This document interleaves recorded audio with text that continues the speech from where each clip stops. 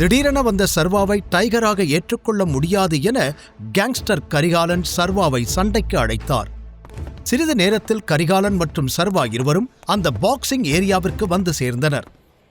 அங்கிருந்த தனது பவுன்சர்களை எல்லாம் கொஞ்சம் வெளியில இருங்க என்று அனுப்பி வைத்தார் விக்ரமன். கரிகாலன் சண்டைக்கு தயாராக சர்வாவும் தனது சட்டையை கழட்டி வைத்தான். ரிங் உள்ளே நுழையும் முன், நல்லா யோசிச்சுக்கோ, இதுவரைக்கும் இந்த ரிங்ல நான் தோத்ததே இல்லை என்று கர்வத்துடன் கூறினார் கரிகாலன். ஆமா சர்வா, இதுவரைக்கும் கரிகாலனை யாருமே ஜெயிச்சதில்லை என்று இன்னொரு புறம் விக்ரமன் கூற, அதுக்கு காரணம் இதுவரைக்கும் அவர் என்ன ஃபேஸ் பண்ணதில்லை, அதான் இன்னைக்கு நான் வந்துட்டேன் இல்ல, எல்லா ஹிஸ்டரியையும் மாத்தி எழுதிடலாம் என்று கான்பிடன்ஸுடன் பேசிய சர்வா ரிங்கின் உள்ளே எகிரி குதித்தான். சண்டையை ஆரம்பிப்பதற்கு முன்னால் கரிகாலன் விக்ரமனிடம், யார் மேல பெட் கட்ட போற, என் மேலையா இல்ல உன்னோட இந்த புது டூப்ளிகேட் டைகர் மேலையா என்று சிரித்துக்கொண்டே கேட்டார். இது என்ன கேள்வி, நான் டைகர் பக்கம்தான் என்று பட்டென கூறினார் விக்ரமன். அதை கேட்டதும் கரிகாலன் சத்தமாக சிரித்தார். நீ இவன் பக்கம்தான் நிப்பேன்னு எனக்கு நல்லாவே தெரியும். பாரு, உன்னோட இந்த புலிக்குட்டி இப்ப என்கிட்ட அடி வாங்கி எப்படி பூனைக்குட்டியா மாறி ஓடப் போகுதுன்னு என்று தெனாவட்டாக கூறிய கரிகாலன் சர்வாவுடன் சண்டையிட தயாரானார். விக்ரமன் வேறு வழியில்லாமல், கடவுளே, சர்வாவுக்கு எதுவும் ஆகிடக்கூடாது என்று மனதில் நினைத்தபடி அங்கிருந்த பெல்லை அடித்து முதல் ரவுண்டை தொடங்கி வைத்தார். பெல் அடித்த அடுத்த செகண்ட் சர்வாவிற்கு யோசிக்க கூட நேரம் கொடுக்காத கரிகாலன் அவனை முகத்தில் குத்துவதற்காக ஓடி வந்தார்.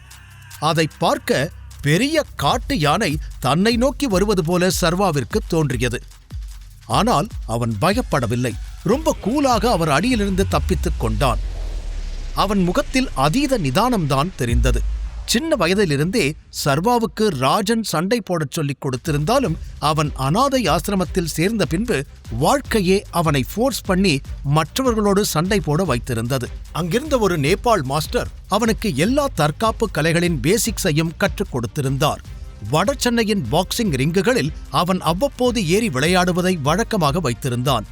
அதனால் சிறிது கூட பயமில்லாமல் கரிகாலனை நேருக்கு நேராய் பார்த்தான். அவர் கண்ணை பார்த்தாலே பயந்து ஓடிவிடும் மற்றவர்களுக்கு முன்னால் சர்வா தலை நிமிர்ந்து நிற்பது கரிகாலனுக்குள் புதிய பயத்தை உருவாக்கியது. அவர் மீண்டும் அட்டாக் பண்ண ஓடிவர அந்த முறையும் சர்வா தப்பித்து அவருடைய பின்னந்தலையில் ஓங்கி ஒரு அடி அடிக்க கரிகாலன் மடார் என்று தரையில் விழுந்தார்.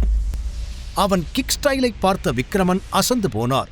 விண்ணென்று தெரித்த தலையை கோபமாய் பிடித்தபடி கரிகாலன் எழ அதற்குள் சர்வா அந்த ரிங்கின் ஒரு மூலையில் சென்று அவரை மீண்டும் வரும்படி அழைக்க விக்ரமன் முகத்திலோ உற்சாகம் களை கட்டியது.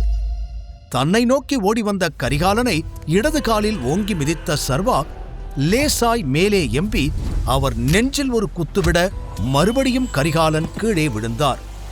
விசில் அடித்து கைத்தட்டிய விக்ரமன், சூப்பர் சர்வா, சீக்கிரம் சரண்டராக கரிகாலா, எதுக்காக உன்னோட ரெக்கார்டை நீயே லூஸ் பண்ணிக்கிட்டு இருக்க?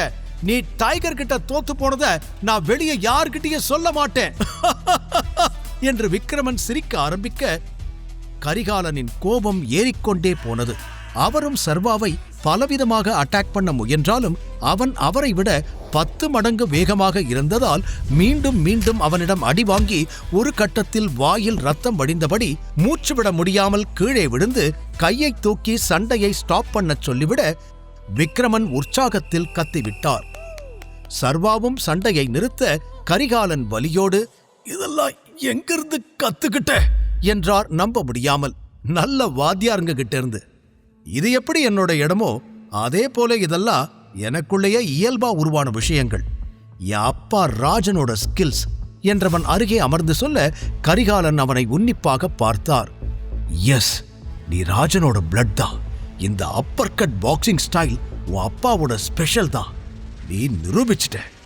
வெல்கம் டைகர் என்று அவனை அணைத்து அவன் கையில் முத்தமிட்டார். விக்ரமனோ, டைகர் டைகர் டைகர் என்று கத்தி, இன்னைக்கு பெரிய பார்ட்டி பண்ணிடலாம் என்று உற்சாகமாக சொன்னார். கரிகாலன் சர்வாவிடம், எங்க கூட ஜாயின் பண்ணிக்கோ டைகர் என்று அழைக்க சர்வா மறுத்தான்.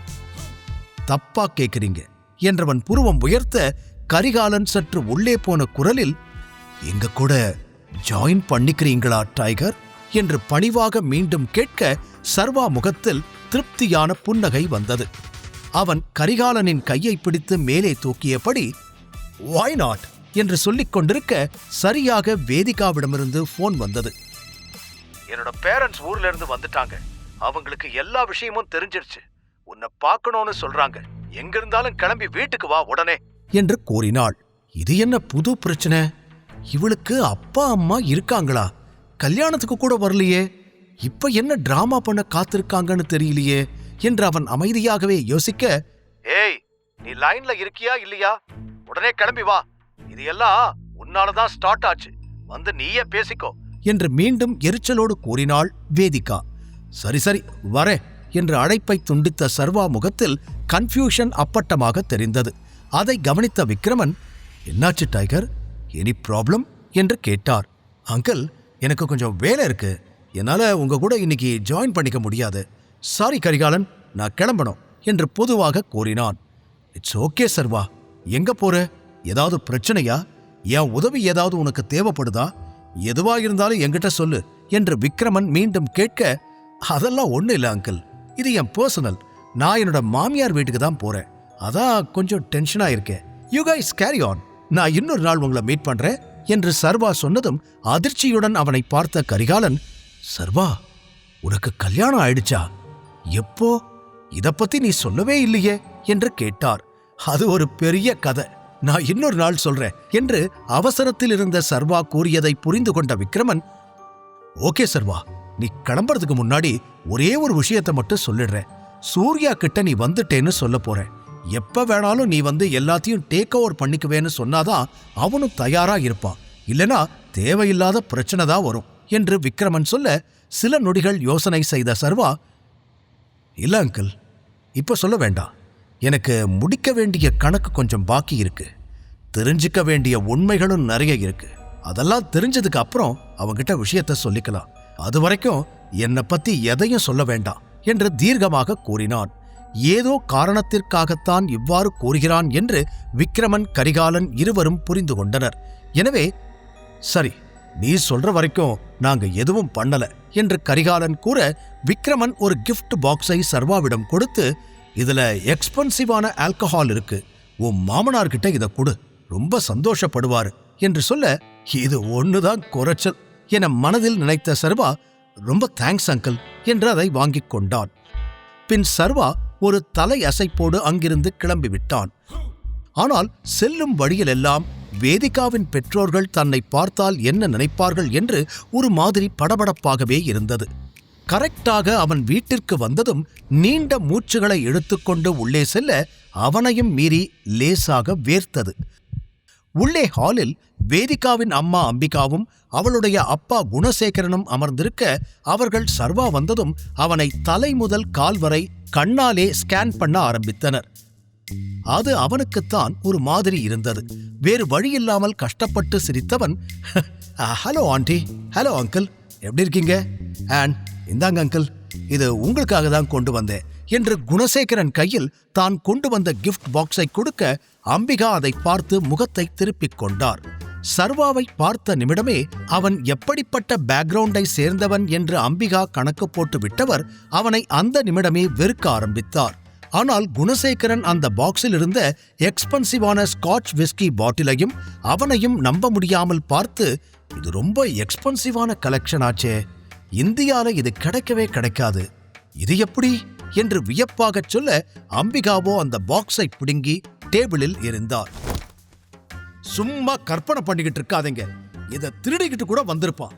ஆளை பார்த்தாலே தெரியல" என்று கத்தியவர் கோபமாய் எழுந்து, "எதுக்காக இதை கொண்டு வந்த? என் பொண்ணை எப்படி ஏமாத்துறியோ அப்படியே எங்களையும் ஏமாத்த பாக்குறியா? உன்னாலதான் என் பொண்ணோட வாழ்க்கையே போச்சு" என்று சொல்ல சர்வா உடனடியாக மறுத்தான். "ஆண்டி, தேவையில்லாம என் கேரக்டரை பத்தி தப்பா பேசாதீங்க. நான் எதையும் திருடவும் இல்ல, உங்க பொண்ணை ஏமாத்தவும் இல்ல" என்றான். "சும்மா டிராமா பண்ணாத. எனக்கு உன் பிளான் என்னன்னு நல்லாவே தெரியும். என் பொண்ணை வச்சு சொகுசா வாழத்தானே இவ்வளவு கீழ்த்தரமா இறங்கி இருக்க. என் பொண்ணோட லெவல் என்ன, உன் லெவல் என்ன, அவ கால் தூசிக்கு நீ வருவியா என்று கத்த, ஒரு பக்கம் அவரது பேச்சு சர்வாவுக்கு எரிச்சலானாலும் தான் என்ன சொன்னாலும் அவர்கள் நம்பாமல் இருப்பது அவனுக்கே கஷ்டமாக இருந்தது. அவனும் வேதிகாவும் அன்று ஒரே அறையில் இருந்தது எப்படி என்று இப்பொழுது வரை அவனுக்கே புரியவில்லை.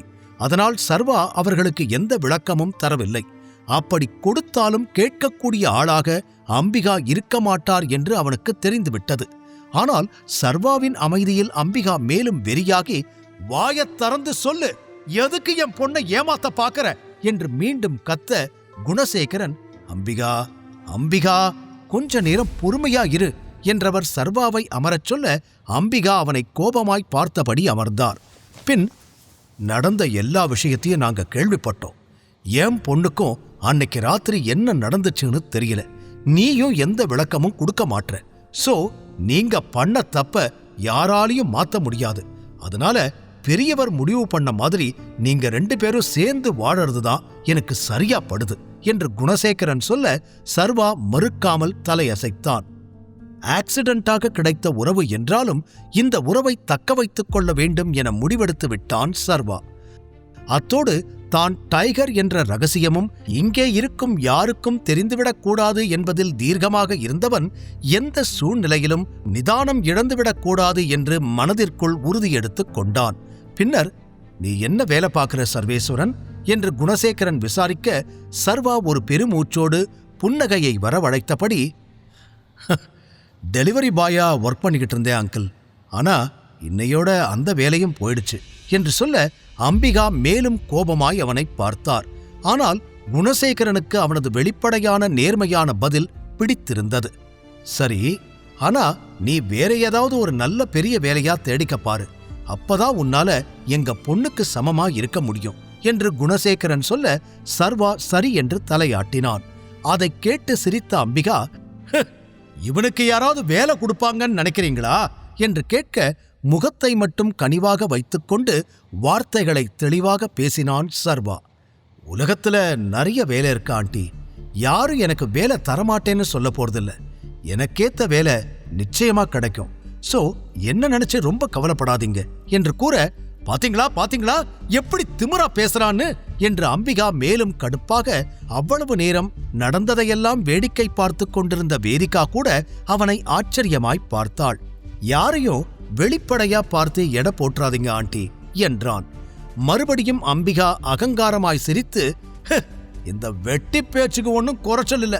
நாங்க வேலைக்கு போகணும்னு சொன்னதும் கிடைச்ச ஏதாவது ஒரு வேலைக்கு போயிடலான்னு தப்பு கணக்கு போடாத. இன்னைக்கே கூட கார் கழுவுற வேலையோ இல்ல சூப்பர் மார்க்கெட்ல பில் போடுற வேலையோ ஈஸியா கிடைச்சிடும்.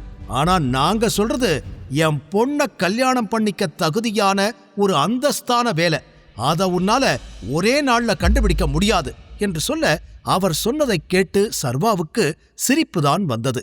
அடக்கிக் கொண்டான். வேதிகாவும் சர்வா இப்படி ஓவர் கான்பிடென்டாக பேசுவது பிடிக்காமல் தன்னுடைய ரூமுக்கு எழுந்து சென்று விட்டாள். சரி ஆண்டி, நாளைக்கே அதை ப்ரூவ் பண்ணிடலாம் என்று சர்வா சொல்லிவிட, அம்பிகா பார்க்கலாம் என்று விருட்டனை எழுந்து சென்று விட்டார். குணசேகரன், டேக் கேர், ரொம்ப லேட் ஆகிடுச்சு. நீ இன்னைக்கு நைட் இங்கேயே தங்கிக்கோ. மேலதான் வேதிகாவோட ரூம் இருக்கு. குட் நைட் என்று சொல்லிவிட்டு செல்ல, இந்த வீட்ல இந்த ஒருத்தராவது நல்ல மனுஷனா இருக்காரே என்று மனதிற்குள் சொல்லிக் கொண்டவன் அன்று இரவு வெகுநேரம் ஆகிவிட்டதால் அவன் வேதிகாவோடு தங்க முடிவு செய்தான். அவள் ரூம் கதவை தட்டிவிட்டு சர்வா உள்ளே செல்ல போன நிமிடம் வேதிகா அவசரமாய் வந்து கதவை பிடித்துக்கொண்டு, என்ன என்று கேட்க, சர்வா கூலாக, லேட் நைட் ஆகிடுச்சு, உங்க அப்பாதான் என்னை இங்கேயே ஸ்டே பண்ணிக்க சொன்னாரு என்றவன் கதவை திறக்க முயல, வேதிகாவின் முகம் கோபத்தில் சிவந்தது. உன்னை என்னோட ரூமுக்குள்ள விடுவேன்னு நினைக்கிறியா என்று கதவை திறக்க விடாமல் அழுத்தி பிடித்தபடி கேட்க, அப்புறம் நான் எங்க போறது என சர்வாவும் கேட்டான். எங்கேயோ போய் தொலை, முதல்ல கதவுல இருந்து கையை எடு.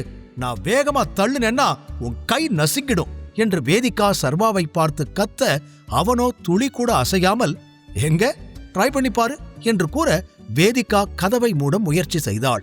அவளால் 1 இன்ச் கூட அசைக்க முடியவில்லை. சர்வா புன்னகைக்க கோபமான வேதிகா, என்னால உன்னை ஏன் ரூம்குள்ள விட முடியாது. வேணும்னா போய் சர்வன்ஸ் இருக்கிற ரூம்ல தங்கு, இல்ல ஸ்டோர் ரூம்ல படுத்துக்கோ. தாத்தா சொன்னதுக்காகத்தான் உன் கூட ரெஜிஸ்டர் மேரேஜ் பண்ணிக்கிட்டேன். சீக்கிரமே நான் உன்னை டிவோர்ஸ் பண்ணிடுவேன். கெட் லாஸ்ட் என்று கூற அதுவரை கம்பீரமாக நின்று கொண்டிருந்த சர்வாவின் முகம் அடுத்த நொடி மாறியது. அவன் பிடியை தளர்த்த வேதிகா வேகமாக கதவை சாத்திவிட்டாள்.